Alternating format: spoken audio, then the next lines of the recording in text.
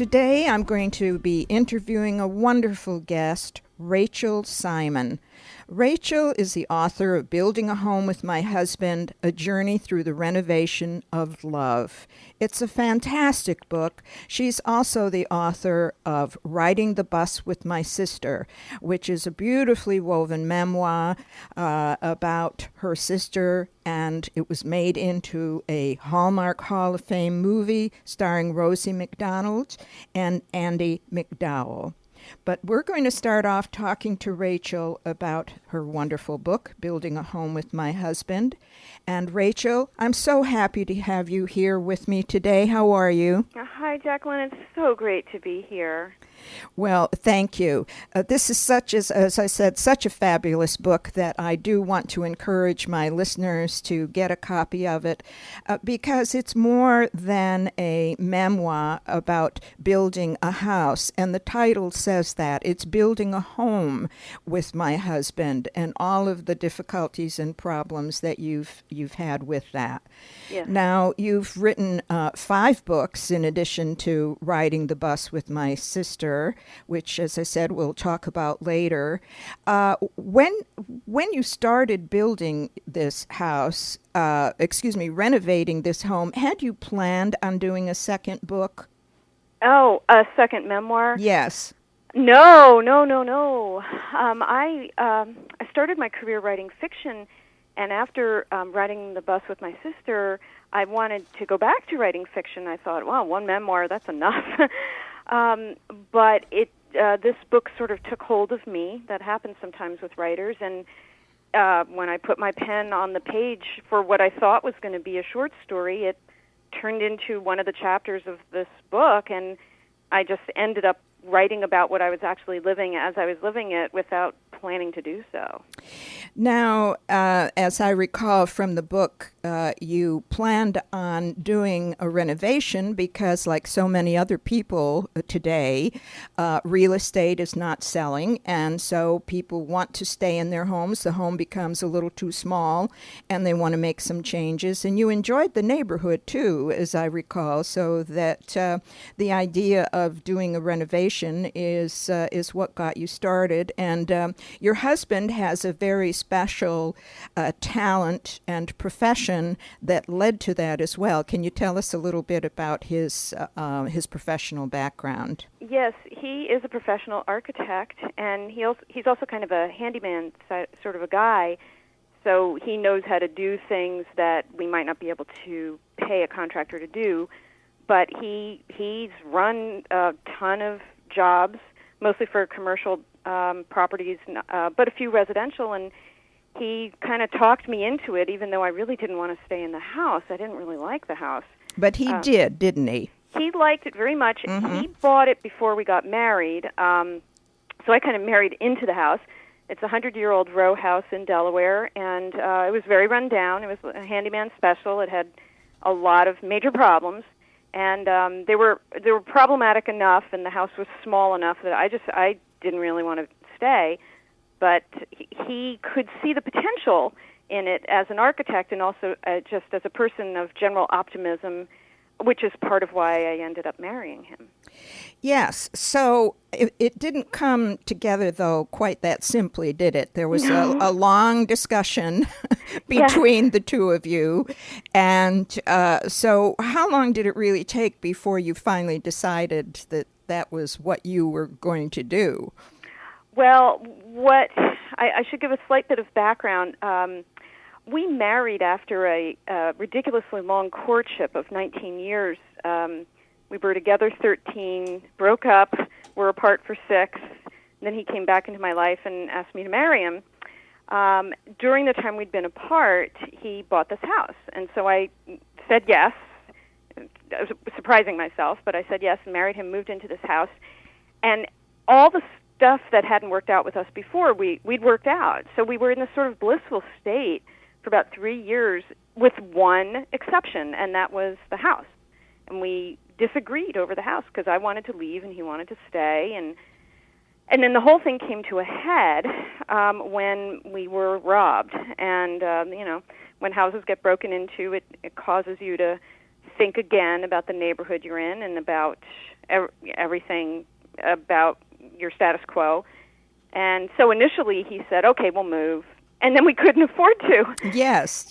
And then I said, well, okay, we'll stay. So the whole thing was, well, from the time we got married until we said, okay, we're going to renovate, was 4 years. But I think it was many months after the break-in before I said, okay. And then he started doing the architectural drawings. Well, I'd like to have you just give a little overview, too, because I thought it was really lovely the way you portrayed it in the book about meeting your husband. And what attracted you to him when you saw him. Could you just give a little bit about that? I think it's great. Thank you. Yeah, it's kind of an amazing story.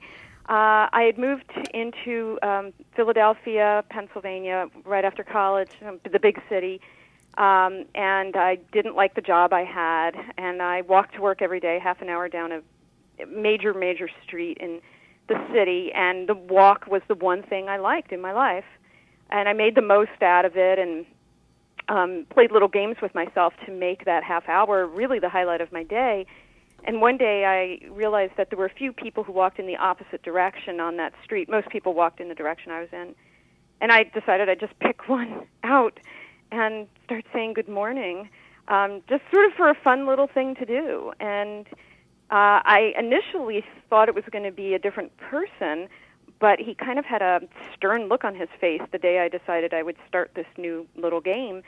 And I passed him by, and about half a mile later saw this other person who I'd seen many times walking in the opposite direction. And he had just this boyish face and tender eyes and a hint of humor. He wore unusual ties, and so I thought, well, he'll be pleasant to do this with. And so I said, good morning, and he kind of gave me this startled look, and he said, good morning. And then we did it for the next 5 months until I stopped him and tried to talk further with him. And this was the day before I was actually going to leave that job, and I didn't think, I wasn't going to be going down into that area anymore in the city, and so this was, I thought, my last chance to talk to him, but I stupidly forgot to get his phone number. So I had one last day on that job the next day and planned my walk so that I'd make sure I saw him. And as I was walking down this big road, someone I knew was passing by in a car, pulled over and said, hey, do you want to ride to work? And this was completely going to mess up my plans for getting this guy's phone number. But so I said yes because I couldn't figure out what to say, and got in her car. And we went, half a mile or so, and then I said, okay, pull over right here. And I almost stomped on the brake, and she pulled over, and I got out, and I saw him. And as he approached, he got this huge smile on his face, and he said to me, may I be so brazen as to take your phone number? Well, that's great. That is such a wonderful romantic story. But then you went for so many years before you did finally marry him. Yeah. But we'll get into a little more of that later because a lot of that comes out in the book. So now, actually, when you started this process, did he have any plans developed for how he wanted to begin with the renovation? How did it start? Well, he had grand plans, as architects do, but as he tells me, there's two kinds of architects. There's the kind who impose their will on the client, and there's the kind who works with the client, and he's the latter, fortunately, so not too full of ego. And he, working with me, the client, who really didn't know very much about what he did, as it turned out, we came up with this idea to do an addition on the house for my writing study and put in an extra bathroom in that and do all kinds of green things because he's into green design and a wide range of things that we ended up spending 1.5 years going through the permit process, and he drew elaborate drawings, and it was going to be really this glorious, glorious space. And then reality hit yes. when we found a contractor who gave us a bid that was more than every penny we had in every retirement account we had. Well, and that happens to a lot of people when they get into something like this, but more than the concern about finances and time and so forth. As also happens with a lot of couples, there are several bumps in the road and ups and downs between the two of you and your relationship. When did you finally realize, was it in the early stages or did it come to it later, that this renovation was actually becoming a metaphor for your life and how it was going to change your life to the good and in terms of relationships with your family? Was that an immediate thing, or were you just resisting this change? That's such a good question. I think it helped that I was writing it as I was living it, and one of the things that happens when you're renovating a house is life goes on. So my mother, what had seemed to be strange behavior a few months before the renovation started turned into dementia during the renovation, and problems I was having with one of my sisters kind of hit another level during the renovation, and other things were happening. So life keeps happening, and because I was chronicling it as I was living it, and also because I was with the architect, living with him, he was explaining the phases of construction as we were going through, and I was living these life things as we were going through, and I was just very naturally seeing, we're in the demolition phase, and I'm feeling really sad, and I'm trying to understand why, and it ties in with loss. You're losing walls, you're losing opportunities, but you're going to open something new up, and I realized it was a specific kind of loss in my life that I had to come to terms with, that tied in with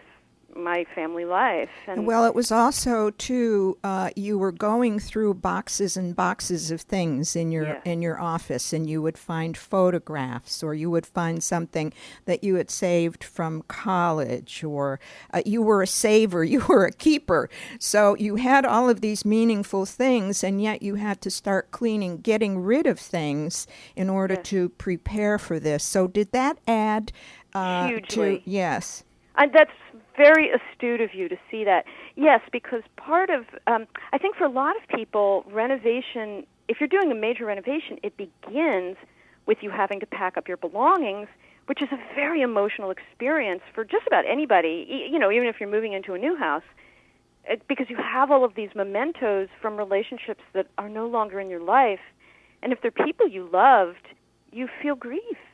And maybe the relationships ended, you ended them willingly, but maybe you didn't end them willingly, or maybe the person passed away. So you're sort of in this grieving process, and then you're thrown into this building process, where walls come down and wiring goes up, and people are maybe disputing things on the site. And yes, a lot of resentment and discomfort and strangers in your home, and you really weren't 100% about all of these changes at this point. Absolutely. But it's really something that does happen to a lot of people, and it's understandable that you would go through this, and we're going to get into some more details about that.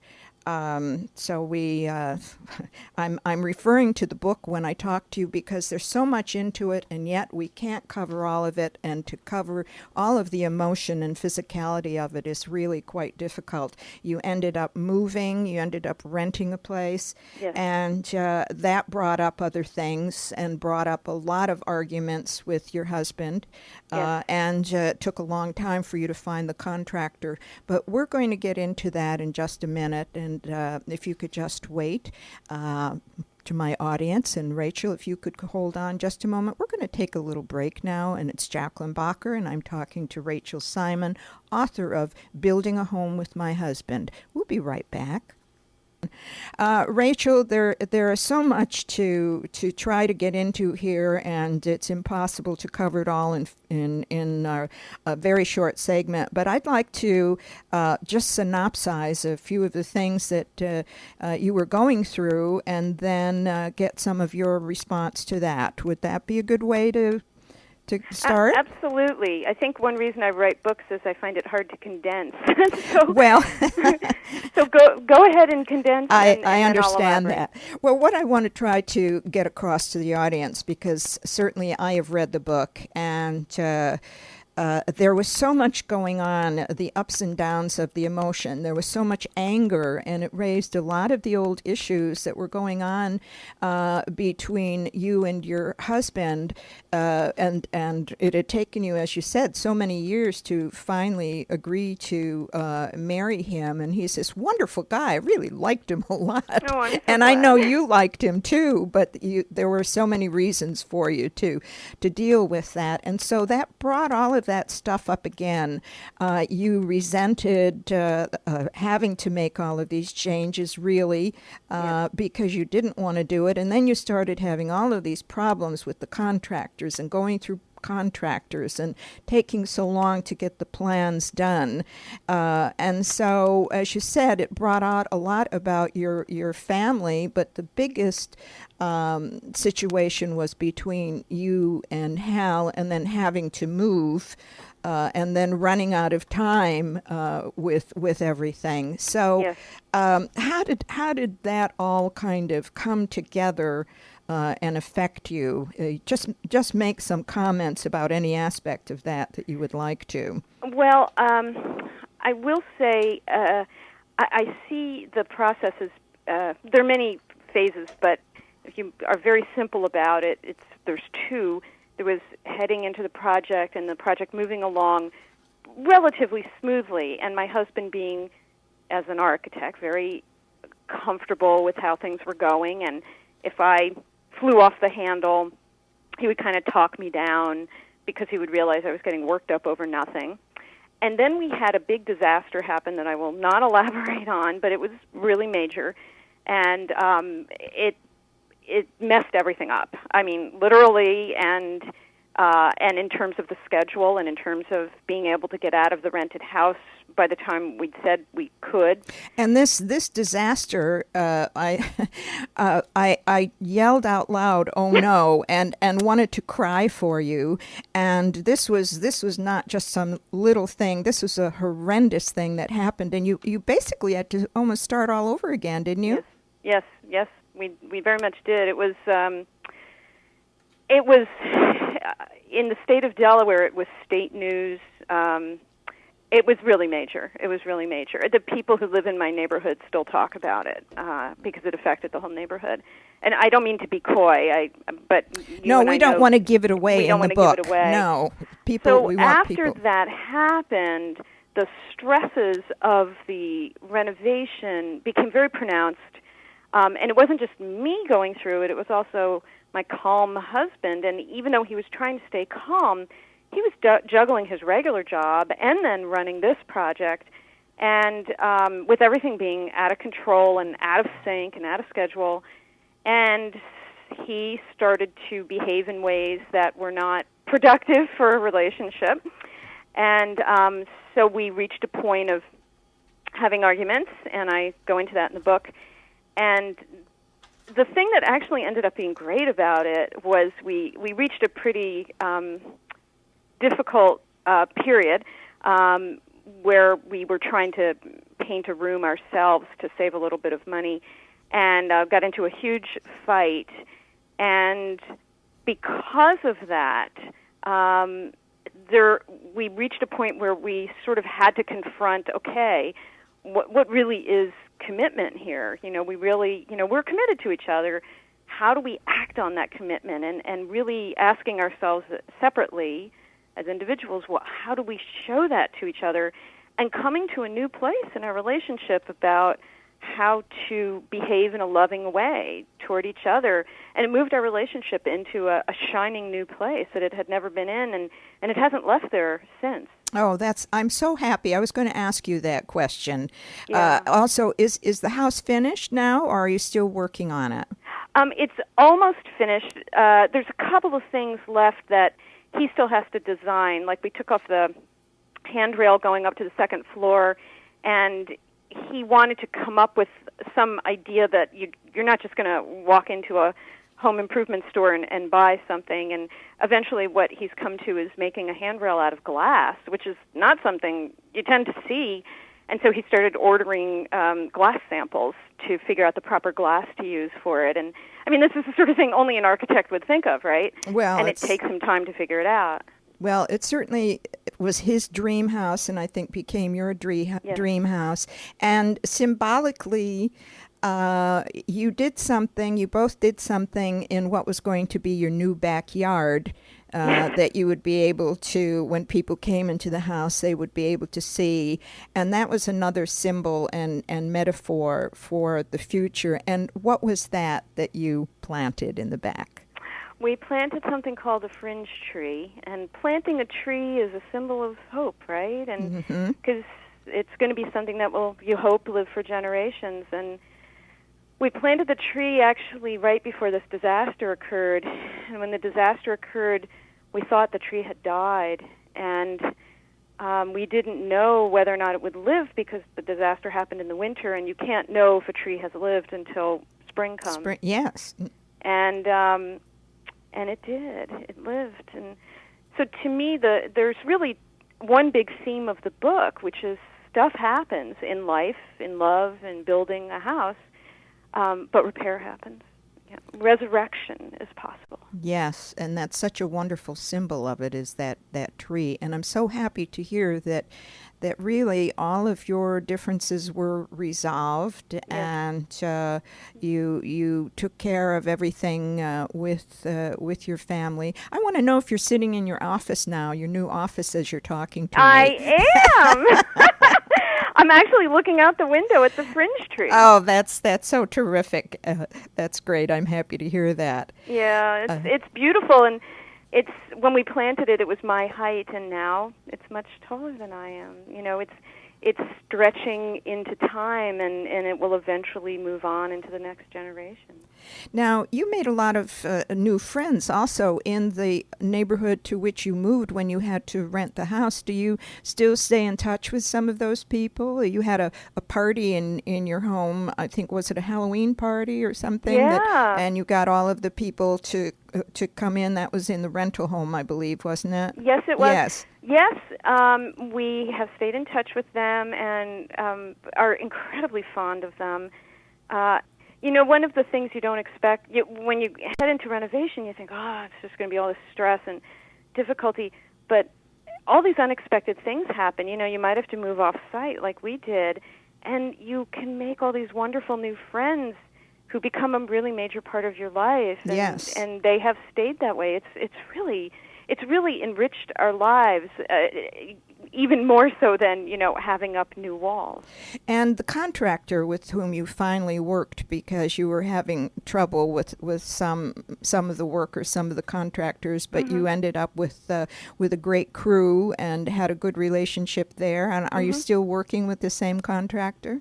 Well, we haven't needed to because things have been in a good situation, but we sent him a copy of the book when the book came out, and he actually came to the first reading that I did for this book. And it's funny, he's kind of becoming famous in the builder world because he's a good guy. When this disaster happened, he did exactly the right stuff that he should have done. He's got a good personality. He's kind of what you would want in a small residential contractor. Yes. Well, again, I think it's important for listeners to understand, because we don't want to give too much away. We want people to read this book because reading it is such a wonderful, enlightening pleasure. But as you said, stuff happens, and as a result of what happens, you do develop relationships, or you do renew relationships. And he's become like like you say, he's become well known for it, but he became, and the workers became, a very important part of your life, and so you learned a lot in developing relationships there. Yes. And I'd like to, unless there's something more you want to say about the book other than to tell my listeners that you'd like to have them read it, I would like to talk a little bit about riding the bus with my sister. Oh, that's fine. Yes. I actually see these, I wasn't expecting to kind of be writing a series, but I see them now as the first two in what will probably be an ongoing series, because both are about repairing relationships that have gotten strained or broken. And in building a home, it's my husband and some other relationships, but primarily my husband. And in riding the bus with my sister, it was my sister Beth, who has developmental disabilities. And we had grown distant from each other because I didn't approve of her. Because she liked to ride the bus, right? Because she likes to ride the bus, and she doesn't just like to ride the bus. I mean, people think that means she takes the bus once a day, but she rides all day. She rides from it's 5:30 or 6 in the morning until 5:30 or 6 at night, bus to bus to bus, in this small city where she lives in Pennsylvania, and befriends the drivers. And this is her life. This is her world. The drivers are her family and her home away from home. And I wanted her to have a more productive life, work at a grocery store or whatever. And that's not the life she wanted, and she's very assertive. And so this had come between us. And it's when you have a sibling with a disability, you feel responsible for them, and that can kind of turn, without you realizing it, into you trying to control them and make them into being someone who you want them to be rather than who they want themselves to be. Well, and that aspect of control that you mentioned, that was very prominent, wasn't it, in your personality during that period of time? Yes, I'm ashamed to say, but well, it's true. No, it's growing and developing. You felt out of control, and therefore you had the need to control things, and that's why all of this was such a wonderful learning experience for you. Now, your sister also developed a relationship with a young man, did she not? Yes, he also, and she's still with him, Jesse, and he has developmental disabilities as well. And he doesn't like riding buses. He rides bicycles and does taekwondo. And she doesn't do taekwondo or ride bicycles. She rides buses. Their hobbies are very different, but they see the world similarly, and they've been together 19 years. Well, that's wonderful. Yes. So you're very happy about the relationship, and do you get to see her often? I try to see her at least once a month. If I can, I see her more often than that. She has an 800 number to my house, which nobody else in the world knows. I told her to memorize it, and so she can call me whenever she wants from wherever she wants. And if you have a family with a disability, a family member with a disability, I say to people it's the best investment you can make. If they don't have a cell phone, is an 800 number. So she can reach me anytime, day or night. And she calls 2 or 3 times a day. So we see each other a lot, and I'm very much involved with her life. Well, that's great. I'd also like my listeners to know that as a result of riding the bus with my sister, you did receive many awards and recognition for that. You received a recognition award for contributions to the field of disability from the U.S. Department of Health and Human Services. Yes. You received TASH. What is TASH? TASH Image Award for. TASH doesn't actually stand for anything anymore. A lot of these acronyms used to stand for something that's no longer viewed as an appropriate way to word things. I see. Well, it was from an important group anyway that gave you the award for the positive portrayal of people with disabilities. You received a Media Access Award from the California Governor's Committee for Employment of People with Disabilities. It goes on and on and on. And so you're to be commended from that for that. Are there any plans to make a movie out of this memoir? There's a few people looking at it, and I'll see what happens with riding the bus with my sister, Rosie O'Donnell found the book without me reaching out to her at all. She found it, and I had just a few days before I ever heard from her. I was sort of idly thinking, oh, if a movie gets made, who should play my sister Beth? And I thought, oh, Rosie O'Donnell would be perfect. They actually look alike, which I never thought until that moment. And a couple days later, Rosie called me out of the blue. It was really out of the blue, and she said, I read your book and love it, and I'm going to make a movie. So, I don't know that that'll ever happen again. And it was a wonderful experience, and we were very happy with the movie they made.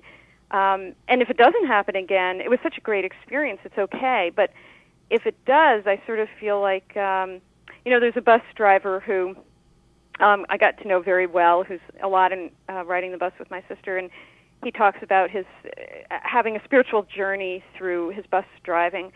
And one of the things that he says is God is on the bus.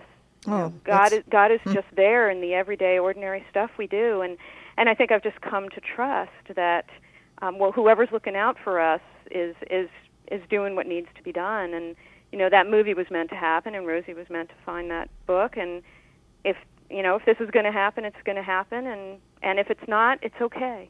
Well, that's wonderful. That's really quite a great attitude that you have developed. I'd like to mention also that Angelica Houston was the director of that. Yes. Was she not? Yes, she was. And they had me on the set, and it was so interesting to be able to stand next to her and ask her about directing and how she learned how to do it, because I was wondering, was it from being an actress or from this, incredible lineage of Hollywood greats? How did you like Andie MacDowell playing you? Well, you know what? There's no more flattering person to portray you than Andie MacDowell. The one thing I think I have in common with her is we both have this dark curly hair, but she's as the makeup guy on the set said to me, she's a world-class beauty. Oh, she is.